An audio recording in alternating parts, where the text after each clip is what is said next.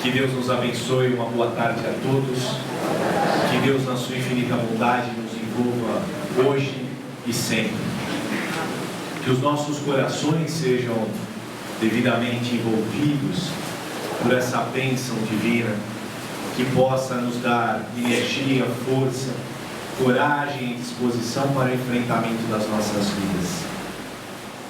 Aqui estamos por motivos diversos, mas seja por qual motivo for, tenhamos a certeza de que esse Pai de infinita bondade sabe nos nossos mais secretos desejos aquilo que necessitamos. Não basta nós confiarmos que com certeza todo amparo, todo auxílio, todo cuidado da espiritualidade amiga, os intercessores benditos de Deus, seremos assistidos. O tema proposto para a tarde de hoje vem a falar da paz. E como diria Francisco de Assis, meu maior desejo na tarde de hoje é que eu seja o instrumento da paz. Que nós possamos colocar de maneira clara e objetiva uma nova forma, uma nova maneira e tentar que possamos nos educar para a paz. O mundo hoje nos oferta, através da mídia, através das redes sociais, através dos noticiários, tantas informações que turbam os nossos corações. Parece que a coisa fugiu do controle e que nós estamos num barco à deriva. Para os incrédulos, este é o sentimento que pode animar as mentes e os corações.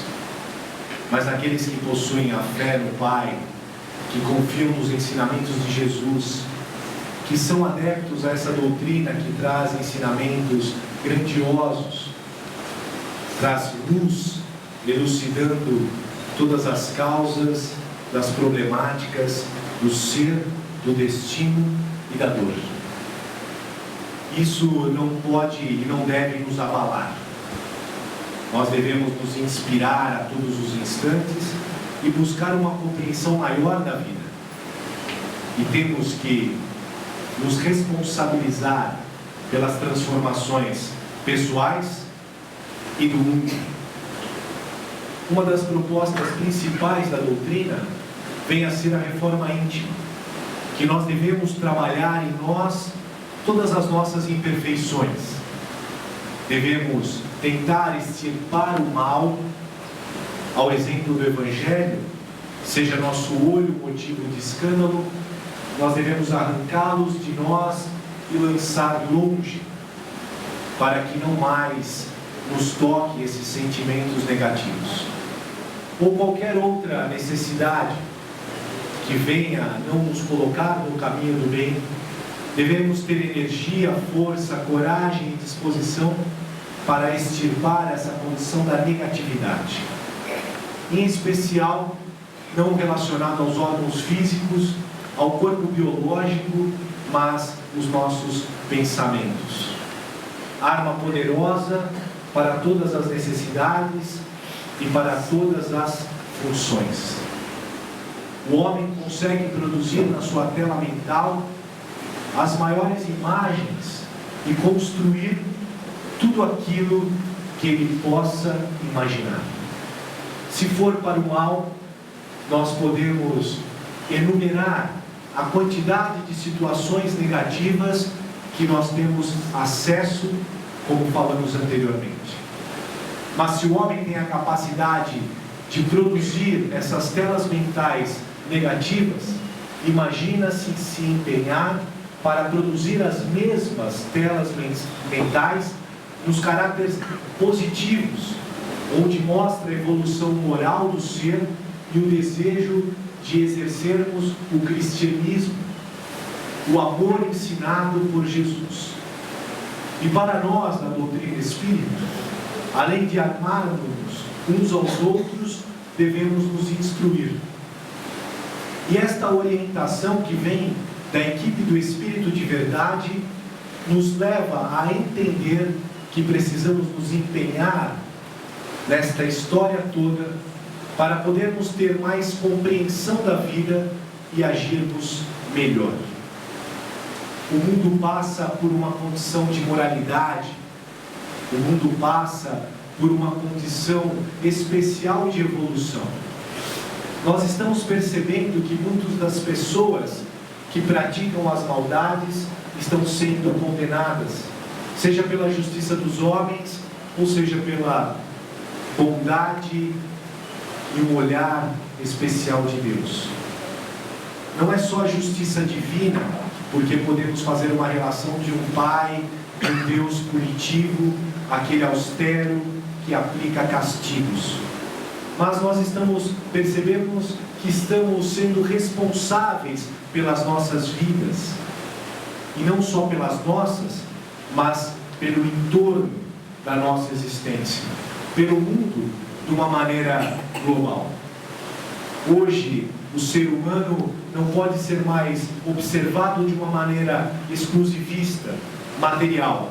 Ele deve ser observado numa condição mais global, envolvendo as doenças do corpo, do espírito, que é a alma, e envolvendo as condições psicológicas, e a análise passa a ser mais abrangente.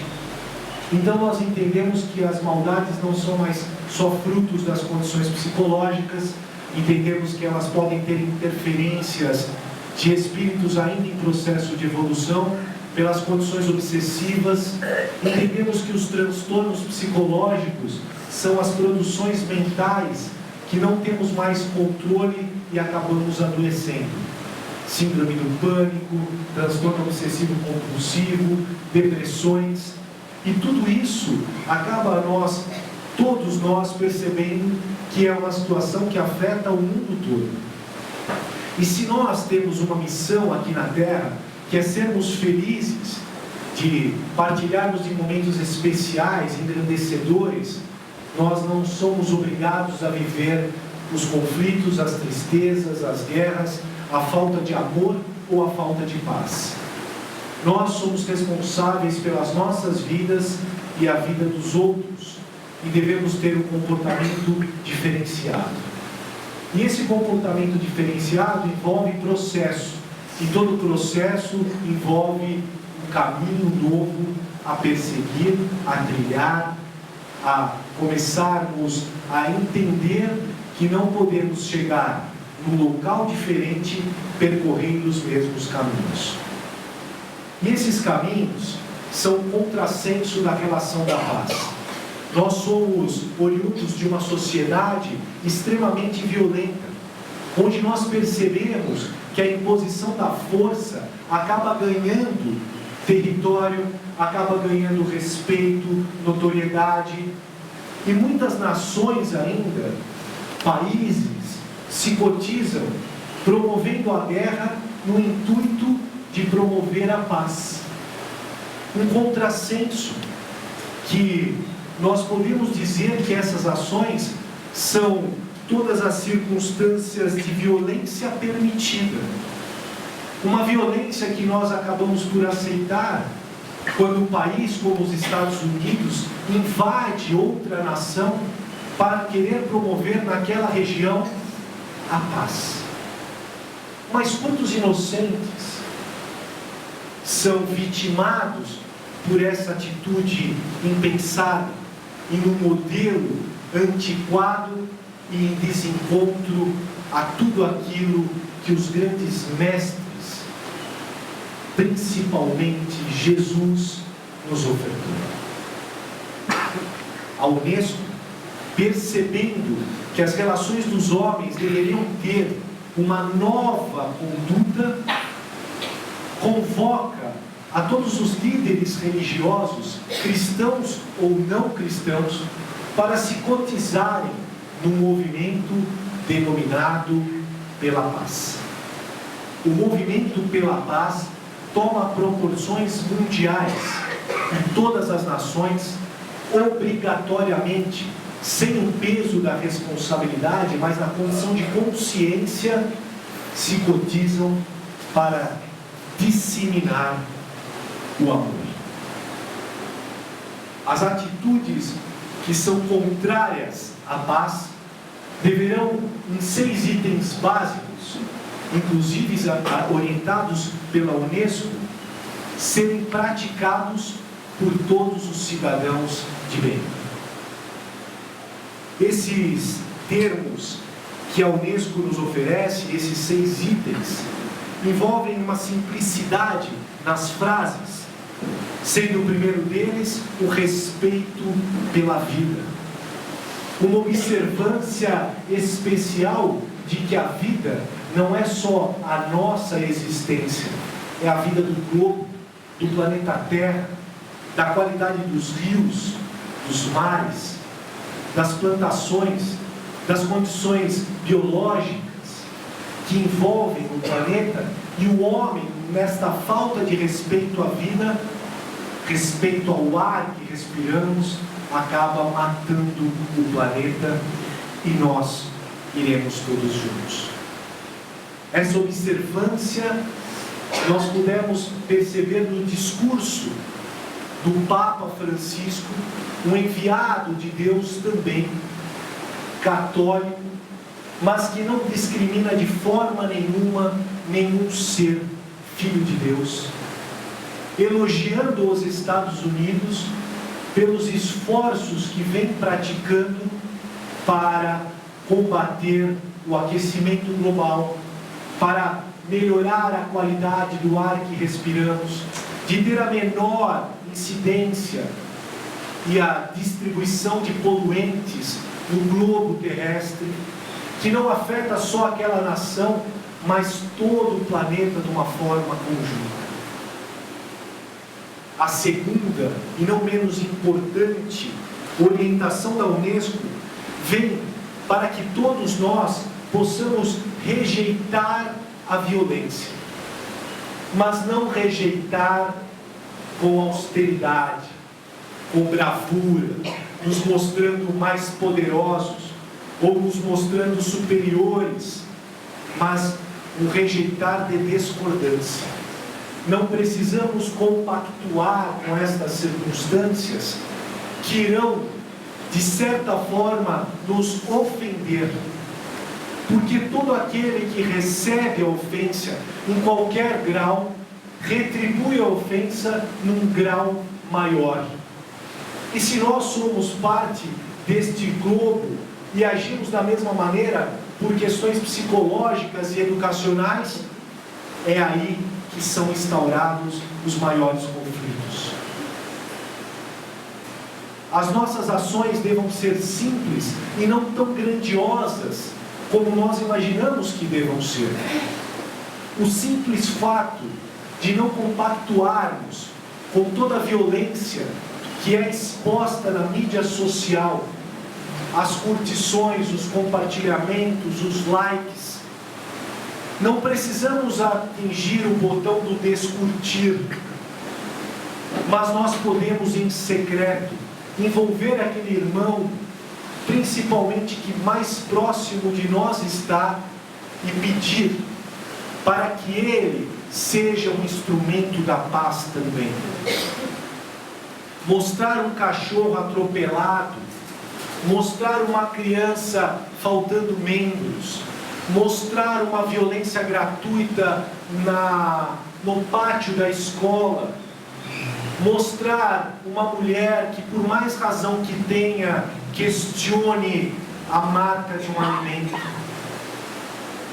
São situações que nos remetem a uma postura infantil, pouco madura, não adultos, maduros, inteligentes e vividos, como somos na grande maioria dos presentes.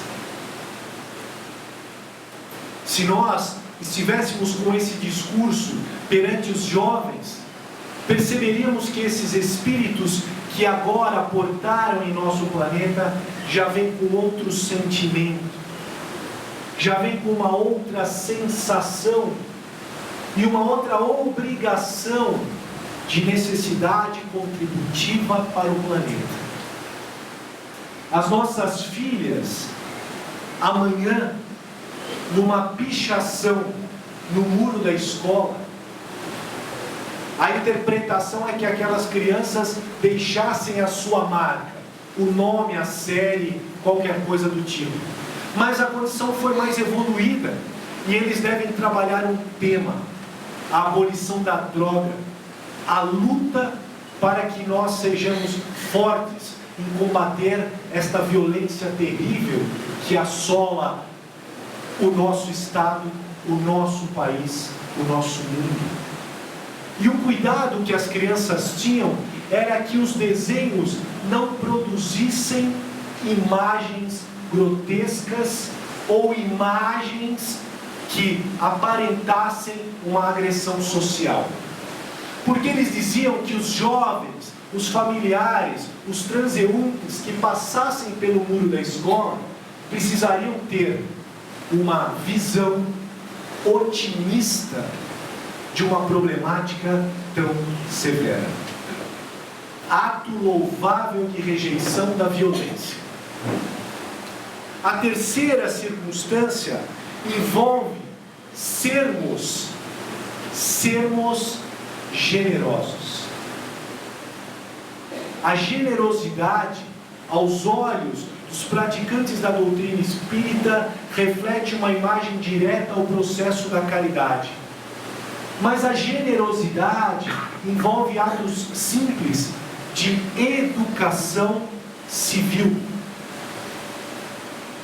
Hoje tivemos um passe coletivo, mas em quantas vezes nós, os frequentadores, esfacelados do corpo, da alma e das condições psicológicas, necessitados de uma atenção, de um amor especial ofertado pela casa, nos acotovelamos nos exteriores daqui da seara das fraternidades. Cometemos os desrespeitos, a falta de amor, de compreensão, de indulgência para com um irmão que tão sofrido como nós é. A falta de generosidade no trânsito, a falta de generosidade no seio familiar.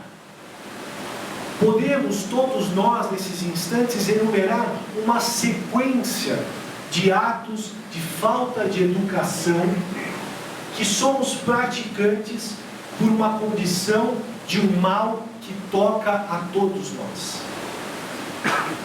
O egoísmo, esta chaga da humanidade, que deva ser extirpada de nós e que o nosso interesse particular não é de forma alguma especial, prevalecendo-se a necessidade do outro. Porque a nossa condição de entendimento não vai além dos nossos olhos de ver.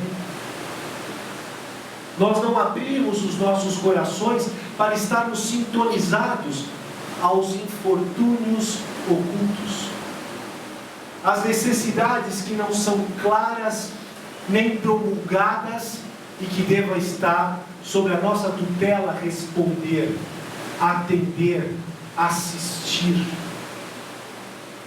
Senão que cristão ou espírita somos nós? Alguém pode levantar a mão e dizer: mas o que eu faço com a minha dor? Administre. Saibamos sofrer e sofreremos menos. E o que combate com energia, com força, todas as mazelas, todas as vicissitudes, todas as nossas aflições é trabalho e oração. Trabalho no bem, ocupação servil, social, inclusive economicamente falando, e muita, mas muita oração. É o remédio que podemos aviar na tarde de hoje para todos, para que possam suportar, serem curados e vencerem qualquer mal que nos toque. A quarta, ouvir para compreender. Nas nossas relações sociais, no intercâmbio entre os humanos, fazemos parte de um reino. Que reino é esse?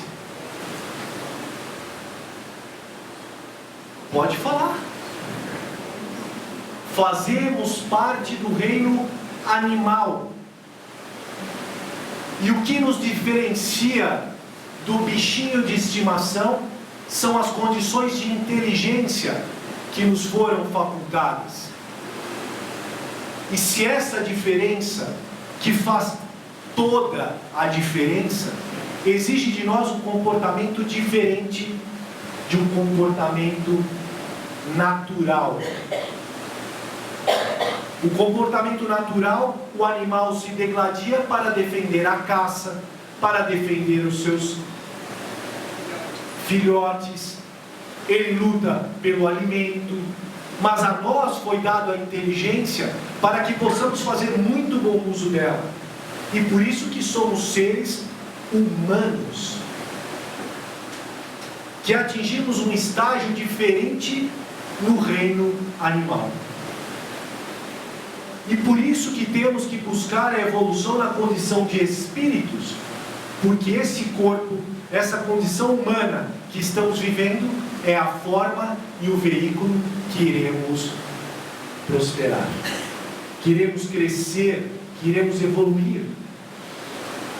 A quinta é preservar o planeta.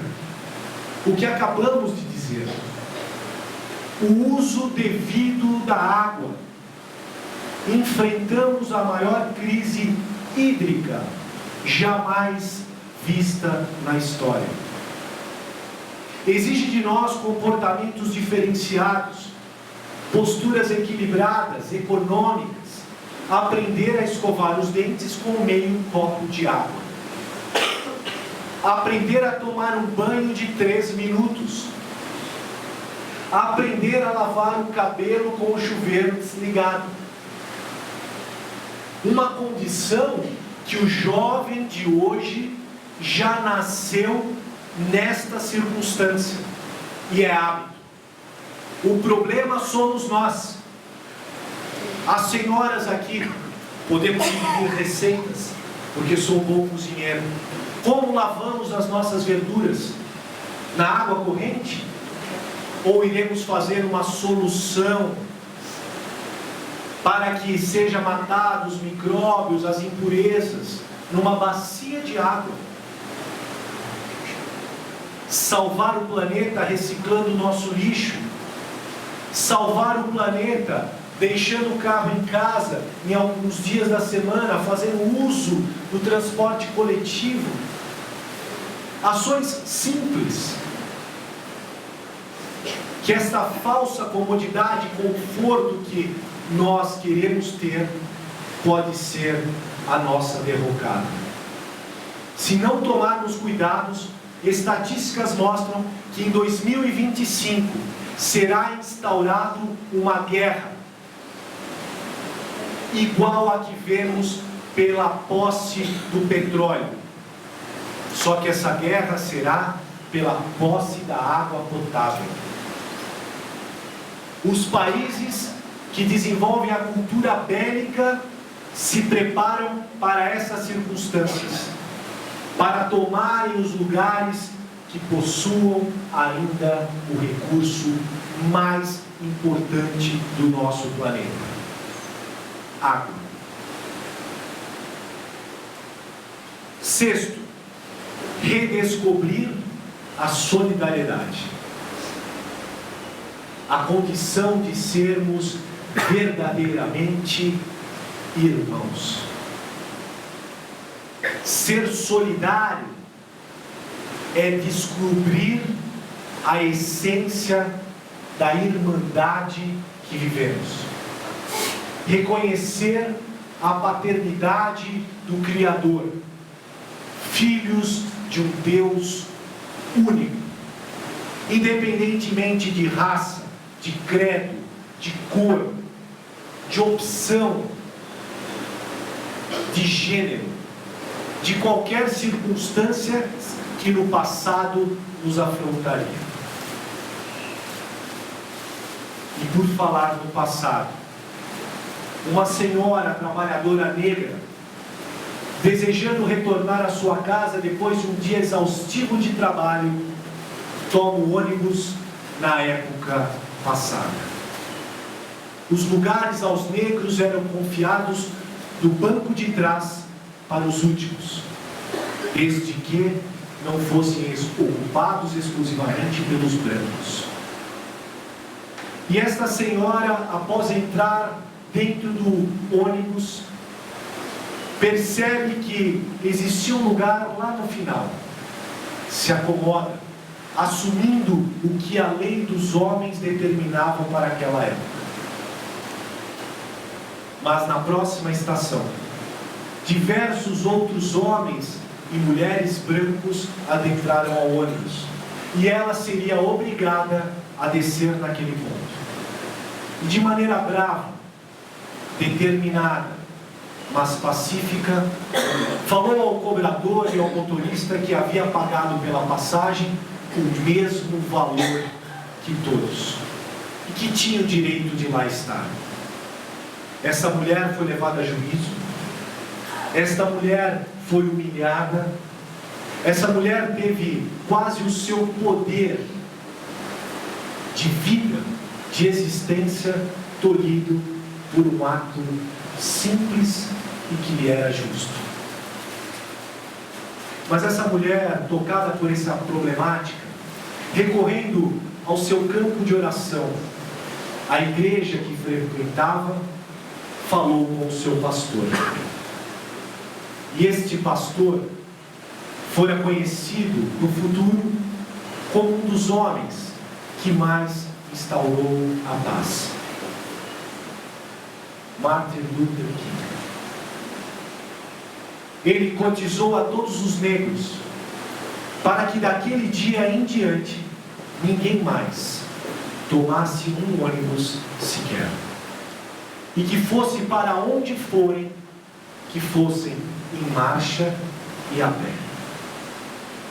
Esse ato de humildade, de bravura, de respeito e pacífico promoveu o maior prejuízo às empresas de transporte público, obrigando a legislação americana a dizer que aqueles homens só se diferenciariam pela cor da pele e que teriam todo o direito que qualquer cidadão americano. Um ato especial, um ato de amor, um ato de paz. Para nós, cristãos, somos sim influenciados pelas anunciações amorosas e a orientação que esta instituição nos convida a praticar. Mas se nós recorrermos à nossa doutrina, a pergunta formulada no Livro dos Espíritos, de números 886, como entender a caridade aos olhos de Jesus? E a resposta especial dos nossos venerandos amigos espirituais nos diz para termos benevolência para com todos, indulgência para com as imperfeições alheias e, acima de tudo, perdão das ofensas. Esta orientação deva nos animar a cada dia, pois Jesus nos assegurou que a quem muito foi dado, muito será pedido. E somos hoje os afortunados e os detentores das capacidades mais sublimes de operar a serviço da paz. Que Deus nos abençoe.